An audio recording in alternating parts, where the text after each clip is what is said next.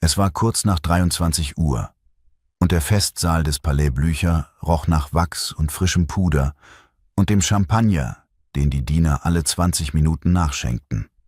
Constanze von Krautheim-Lüdenscheid stand neben der Gräfin Nesselrode und sprach Französisch über ein byzantinisches Psalterhandschrift aus dem 9. Jahrhundert, und ihre Stimme war ruhig und präzise, wie sie es immer war, wenn sie über etwas sprach, das sie wirklich interessierte. Sie hatte den Abend nicht genossen. Festsäle interessierten sie wenig. Aber die Gräfin war eine Gesprächspartnerin von echtem Gewicht, und das zählte.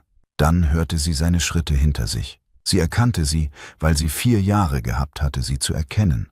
Und weil Konrad von Krautheim-Lüdenscheid immer ein wenig zu fest auftrat, als wäre der Boden unter ihm nicht sicher genug. Er kam mit 2 Gläsern. He left. She poured her tea. She did not open the folio. 2 years and 2 months before that December morning, Thornlea House in Cavendish Square had been lit for dinner. 6 at table.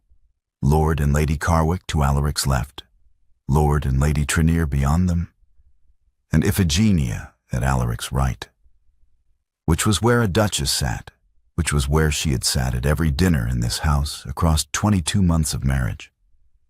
The candles had been burning 2 hours. The silver was the good Thornlea silver, heavy and old, and the footmen moved behind the chairs with the particular silence of men who had been trained to be invisible. Iphigenia had been listening to Lord Carwick describe a dispute about drainage rights on his Northumberland estate, and she had been genuinely interested. Because drainage rights were a practical matter, and practical matters had become the substance of her days. She had been reaching for her wine glass when Alaric spoke. He had not been addressing the table. He had been speaking to Carwick in the manner of a man continuing a conversation already in progress. And what he said was this: I had not intended to marry at 33. Vesper Allingham would have suited me better in certain respects, but she refused me, and Iphigenia was a sensible solution. The table went quiet. Carwick stopped speaking. Lady Trenier's fork paused above her plate. Iphigenia raised her eyes to her husband's face. He had not yet registered that anything had changed. He was still looking at Carwick, his expression composed, the expression of a man who had said a reasonable thing in a reasonable tone. She studied him for 3 seconds. Then she set down her wine glass. I see, she said. Her voice carried to the footman at the sideboard. She knew it did, and she did not moderate it. You have had 22 months to tell me so, and you chose the Carwick's company for the occasion. I hope it satisfies them more than it satisfies me. She set her napkin on the table, precisely, folded once. I shall not require the carriage tonight, Alaric. I shall arrange my own. She stood. She walked out. She walked through the dining room door and through the hall and up the stairs to her dressing room. And she was shaking, not with grief, not with humiliation, but with 2 years of composed endurance that had found its end at last, and the sensation was not sorrow. It was hot. It was very nearly a relief. She removed her wedding ring. She placed it in the small porcelain dish on her dressing table, the one that had held her grandmother's hairpins before she inherited it, the one she had brought from Berkeley Square to Cavendish Square on the morning of her wedding. She looked at it sitting there in the dish. Then she went downstairs and instructed the hall porter to find her a carriage, and by 4 in the morning she was on the Great North Road, the city behind her, Berkeley Square ahead. At 3 o'clock that December afternoon, Thelwall returned to the morning room. Iphigenia had moved the folio to the side table and had not opened it. She told him her answer without preamble. The deed may be filed at Doctors' Commons regardless of any other matter, she said. I will not attend the dinner at Cavendish Square. I will receive his grace at Berkeley Square on the Thursday following, if he wishes to call. Thornlea wrote it down. He left. That same evening, at Cavendish Square, Alaric read the message once. He set it on his desk. He sat with it in silence long enough that the fire needed tending. And then he took up his pen and wrote to Thornlea in his own hand. Proceed with the deed filing regardless of her attendance. He wrote separate notes to Lord and Lady Carwick, Lord and Lady Trenier, and to his brother Evander. The dinner at Thornlea House would proceed as arranged on the 12th of November at the usual hour. The 6th seat would be set. He did not write that she was coming. He did not write that she was not. Lord Marchingham, learning of the arrangement through his own channels, Iphigenia had no illusions about how many channels her father maintained, was not invited. He did not write to Alaric about it. He did not write to Iphigenia about it. He was gathering himself, which was always what Marchingham did before he acted, and she knew the shape of it as well as she knew the shape of her own hands. In his study at Cavendish Square, Alaric opened the locked drawer of his desk and looked at the small porcelain dish inside it. He had found it on her dressing table the morning after she left. The ring sitting in it. The dish placed with the same precision she brought to every arrangement she made. He had moved it to the drawer himself. He did not know when he did it, whether the act was preservation or punishment. He opened the drawer once a week and looked at it. He had not touched the ring. Iphigenia established herself at Berkeley Square in the first weeks of the separation with a thoroughness that left no room for the interpretation that she had gone there to recover before returning. She received her sister, Lady Augusta Dalbrook, who lived 4 streets away and arrived within 2 days without being sent for, bringing her own cook's ginger biscuits and the good sense not to offer an opinion. Iphigenia resumed her correspondence with the Marchingham Widows' Fund Board from her own writing table. She instructed her solicitor that no duchy footman was to be seconded to her household. Society noted her continued absence from Cavendish Square with the particular attentiveness that London society reserved for a public marriage with a private difficulty. She did not explain herself. Explanation was not the project. In the 2nd month, Lord Evander Thornlea rode uninvited from London to Thornlea Hall in Yorkshire. He arrived near midnight. The hall porter let him in because the porter had served the family for 19 years and understood that Lord Evander's arrivals were seldom comfortable and always necessary. Alaric was in the study. He heard his brother's boots on the flagstone and looked up from the desk without surprise. Evander sat down across from him and did not speak for a moment. He was 30 years old and had been a younger brother long enough to know when comfort was not the thing required. "I want to tell you what I saw," Evander said, "across 2 years of visiting this house and yours. I want you to hear it without interrupting me." Alaric said nothing. He folded his hands on the desk. "She was at breakfast at 7:30 every morning," Evander said. "She ate porridge because the kitchen here made it better than they did at Berkeley Square, and she told the cook so by name. Mrs. Hartley. You never knew Mrs. Hartley's name. I know this because I asked Iphigenia once, and she told me. And I asked you once, and you looked at me as though I had asked about the kitchen at Windsor." He paused. "When the miscarriage happened, she told you 3 days late. I know because she told me 4 days late. And she told me she had already told you. And when I asked how you had received the news, she said, 'He was very kind.' She said it the way a woman says something when she has stopped expecting anything more than kindness." He stopped. The fire crackled. She thanked the footmen by name. Every time. You never registered the names. I watched you across 7 dinner tables not register the names. Alaric had not moved. His hands were still folded. You are not a cruel man, Evander said. That is the difficulty. A cruel man she could have named. What you gave her was management. You managed her. You managed the household and the estate and the charitable subscription and the marriage.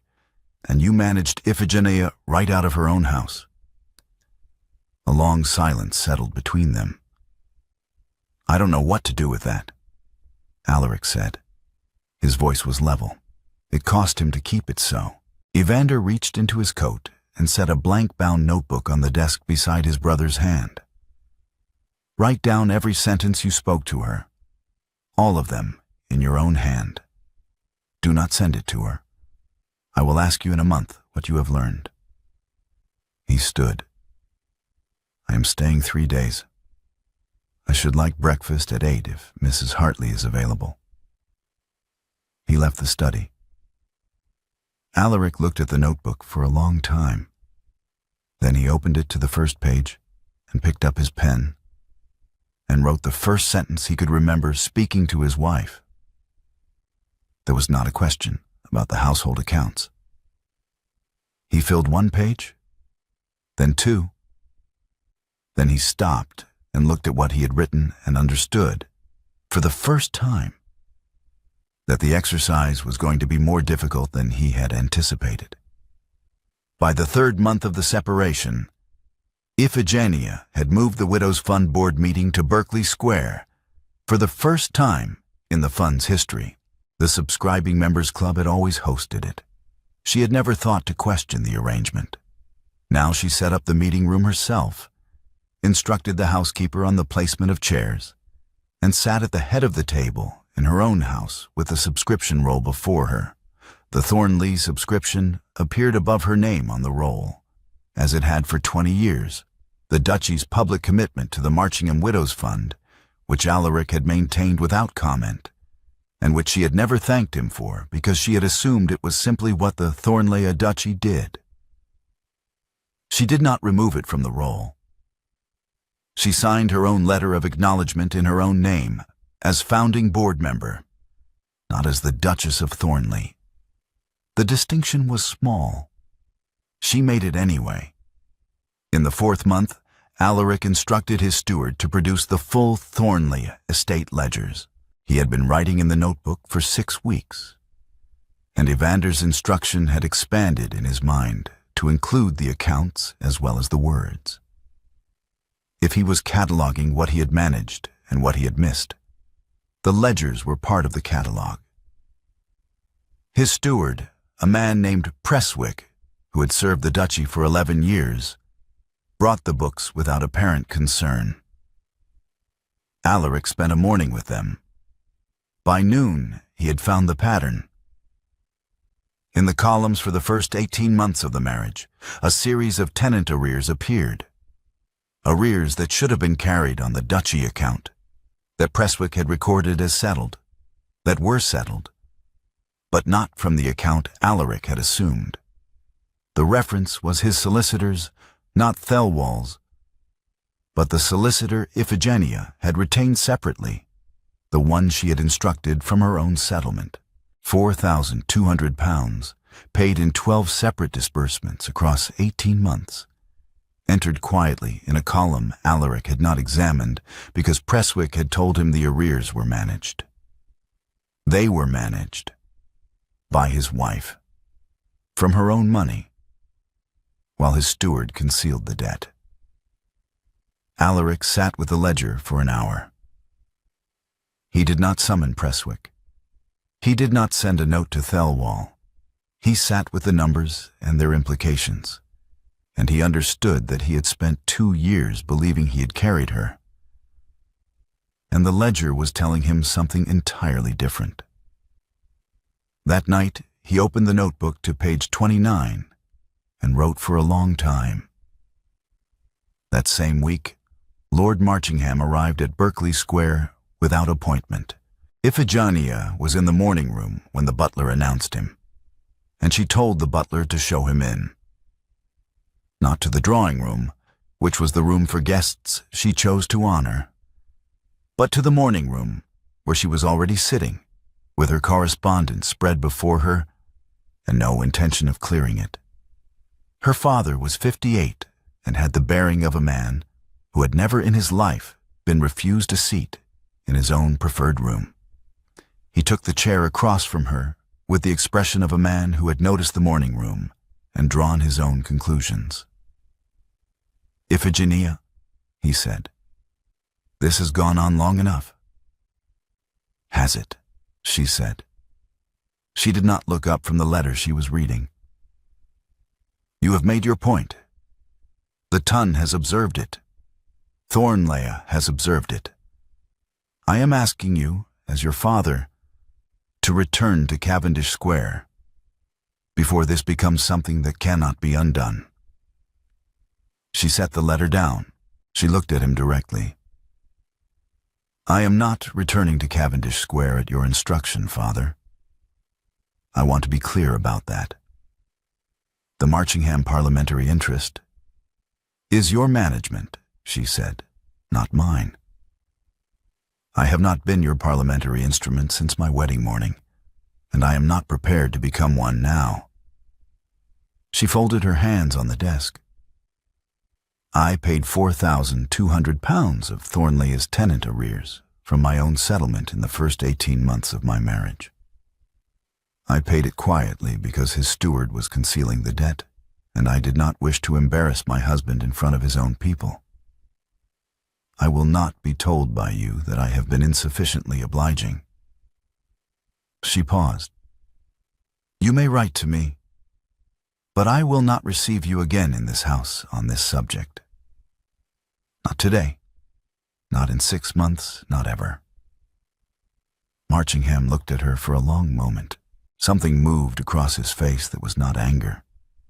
It was closer to recognition, the look of a man who has produced something and is encountering it for the first time as an independent force.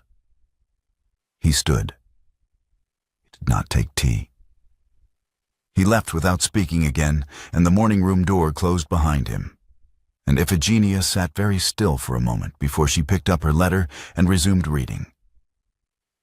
In the 7th month of the separation, Marchingham wrote to Alaric at Yorkshire. The letter was 3 pages, measured in tone, and offered to broker Iphigenia's return on terms he described as favorable to both houses. He named the parliamentary committee seats her public absence was affecting. He named 2 members of the Thornlea constituency who had made inquiries. Alaric read the letter at his desk in the Yorkshire study. He wrote back the same day in a single sentence. "I do not require my wife returned to me by her father." He signed it with his title and sent nothing further. And the 8th month brought the Widows' Fund benefit concert in London, and Iphigenia attended it in a new dress. Dark blue, which Augusta said suited her better than the gray she had been wearing since January. In the anteroom, waiting for the second half to begin, she encountered Viscountess Ennisfort. She knew who Vesper Ennisfort was. She had known for 3 years, in the way that a woman who has married a man 6 weeks after he proposed to someone else always knows who that someone else is. Vesper Ennisfort was 33, and had the air of a woman who had arrived at her own life by a route she had chosen deliberately. She greeted Iphigenia with a directness that was not unkindness. "I have wanted to speak with you," Vesper said. "I hope you will permit me 7 minutes, because I think 7 is what honesty requires, and more than that would be presumption." 7 minutes, Iphigenia agreed. "I refused Alaric Thornlea in 1824 because after 3 seasons I concluded he did not know me," Vesper said. "Not in any particular respect. In general, he was attentive and correct and entirely absent. I told him so when I refused him, and he received it with great composure, which was rather the point." She paused. You married him 6 weeks later knowing that, because the Earl of Marchingham required the alliance, and you were the daughter who was available. I know this because everyone in London knew it, and I have thought about it many times in the years since. She looked at Iphigenia steadily. You are the braver of the two of us.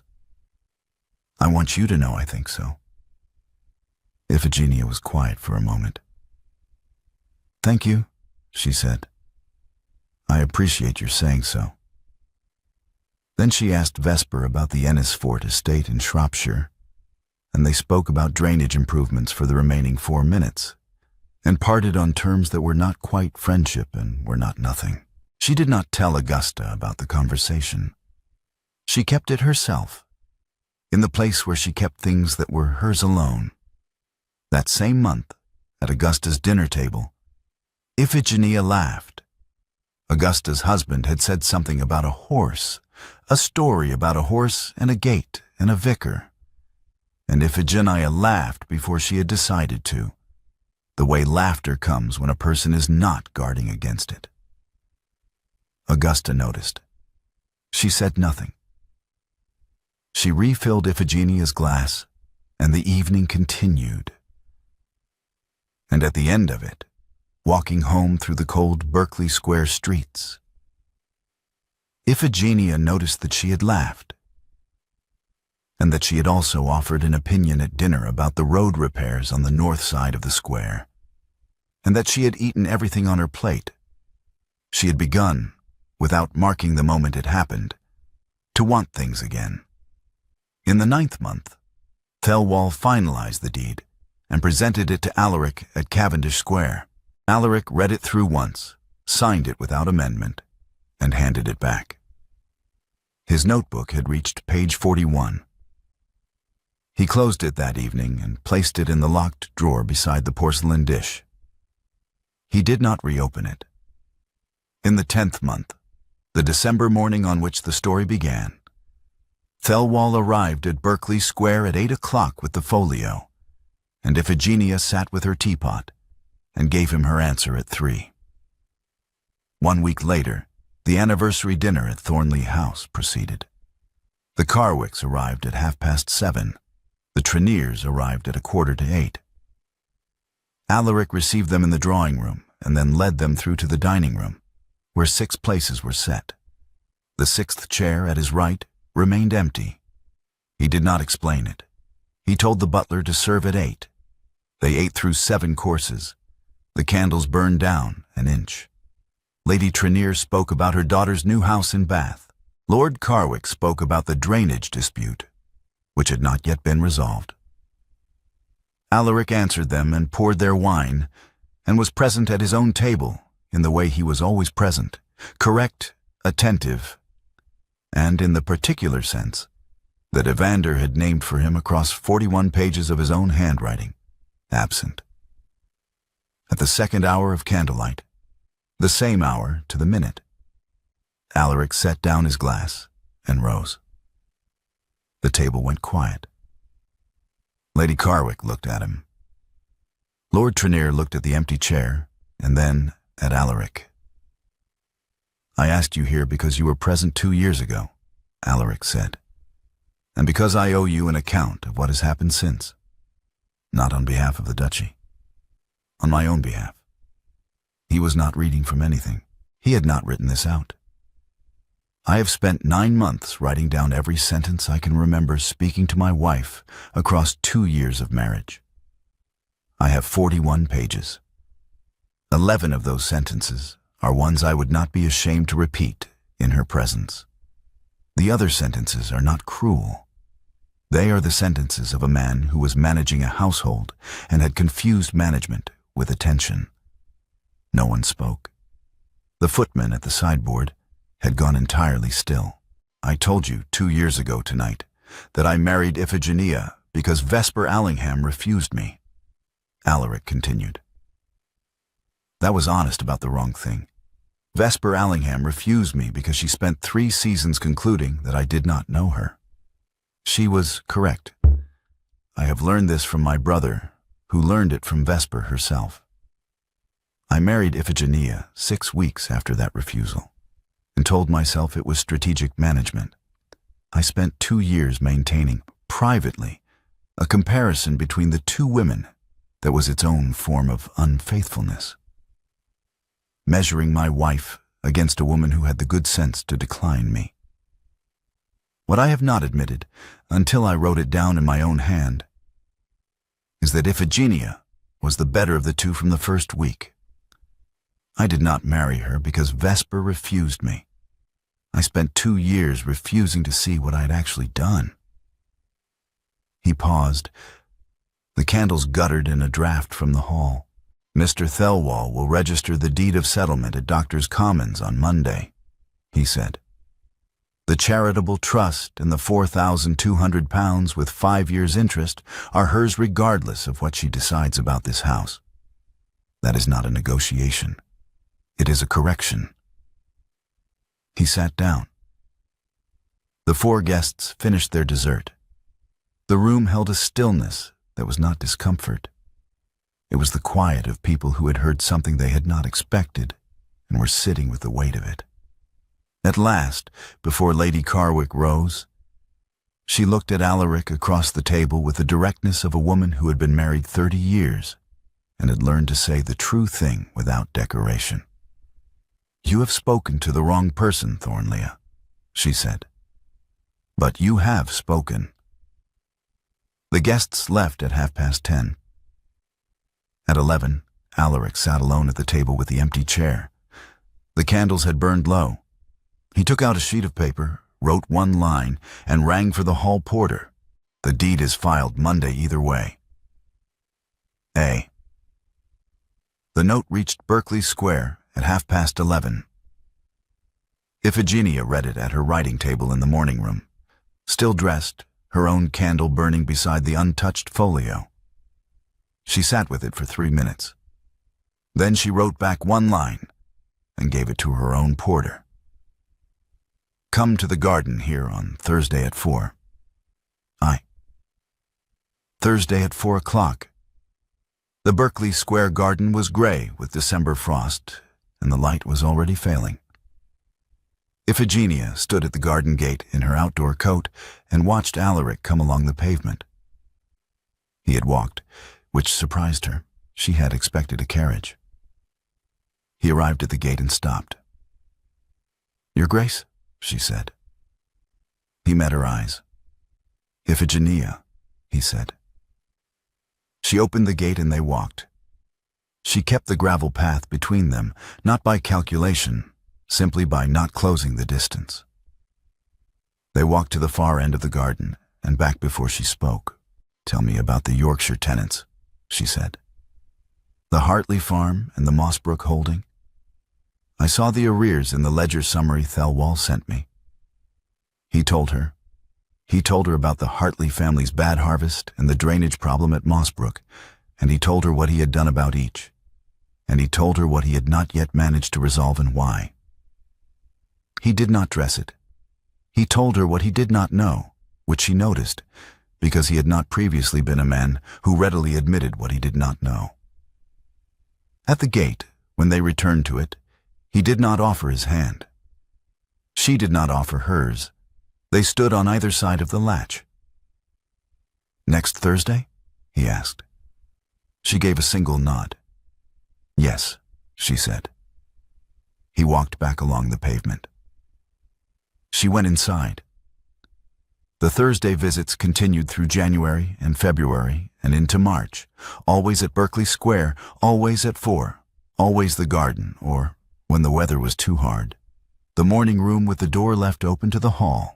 He came every week. He did not arrive early. He did not stay past the hour. He answered her questions about Yorkshire and about the Widow's Fund subscription and about Evander, who had been posted to Ireland and was writing letters that were, Alaric said, characteristically direct. In April, on a Thursday when the first crocuses were showing in the garden border, she asked to see the notebook. He brought it the following week. He handed it to her at the garden gate without explanation. She took it inside and read it across 2 days in her aunt's old morning room. sitting in the chair by the window with the light on the pages. She read all 41 pages. She read the 11 sentences he had marked as ones he would not be ashamed of. She read the others, which were not marked, and which were worse not because they were cruel, but because they were the record of a man who had been entirely, consistently, unintentionally elsewhere. She returned the notebook on the following Thursday. She handed it back to him at the gate. She said nothing about its contents. The act of returning it was the only comment she made, and they both understood what it meant. The following week, he asked if she would come to Cavendish Square. Not to dinner, not to the drawing room. He wanted her to see his study. She considered it for a moment, then said she would come on Wednesday at 11. She entered Thornlea House for the first time since the walkout on a Wednesday morning in late April through the front door, which the butler opened as though she had never left. She did not look at the dining room as she passed it. She followed Alaric to the study. The study was as she remembered it. The large desk, the bookshelves, the pair of windows onto the Cavendish Square garden. Alaric stood beside the desk. He did not open the locked drawer. He simply stood there, not speaking. And she understood that the invitation was to do what she needed to do. She crossed the 4 feet of study floor. She placed her right hand flat against the locked drawer front and held it there. The wood was cool. She could feel through the grain of it, the faint solidity of what was inside. "You kept it where I put it," she said. "In the same dish," he said. "I did not touch it." She stood with her hand against the drawer for another moment. Then she lifted it and stepped back. "I shall come back in May," she said. "Do not move it yet." He said he would not. In May she told Thelwall, and told Alaric directly, on a Thursday in the garden, that she would return to Thornlea House in June. Her own rooms, her keys held by her. The connecting door, a question for a later time.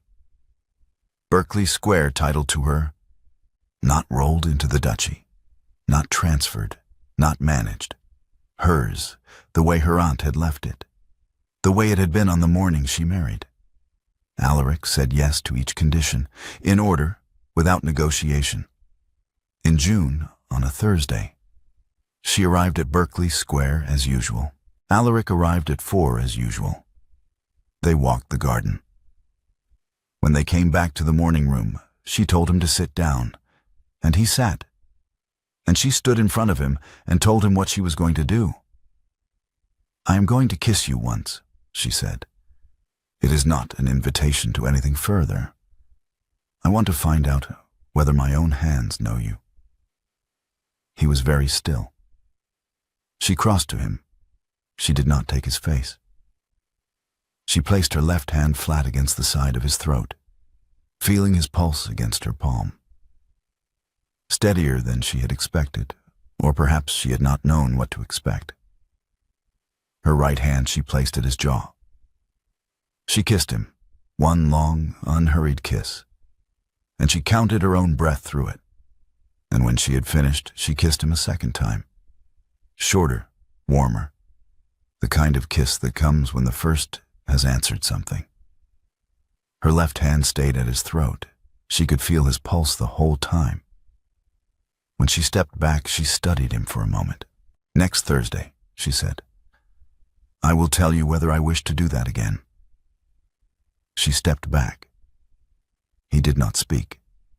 He looked at her with an expression she had not seen on his face before, which was the expression of a man who has understood, for the first time, that something valuable is actually present and that he had nearly let it go. August at Thornlea House.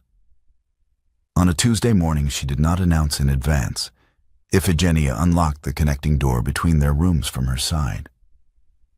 She used her own key. She told Alaric at dinner that evening, plainly, that she had done it. He said thank you. He did not go through it that night or the night after. She had not expected him to. The unlocking was her act. not an instruction. September. Thornlea Hall, Yorkshire. Harvest dinner for 16. The tenants from the Hartley and Mossbrook farms, and the others, the vicar, Evander, back from Ireland with a new scar on his chin, he declined to explain. Lady Augusta, who had come up from London on the mail coach and arrived complaining cheerfully about the roads. And Lord Marchingham, who arrived at noon in his own carriage at Iphigenia's own invitation, written in her own hand. He came because she had invited him, which was the first time in her life she had issued the invitation rather than received the instruction. He sat at table. He ate his dinner. He was civil to the tenants and civil to Evander, and he did not speak to his daughter privately because she had not offered him a private conversation. And Marchingham understood, at last, the shape of what was and was not available to him. Iphigenia sat at the foot of the long table. Alaric sat at the head. The candles were tallow, not wax.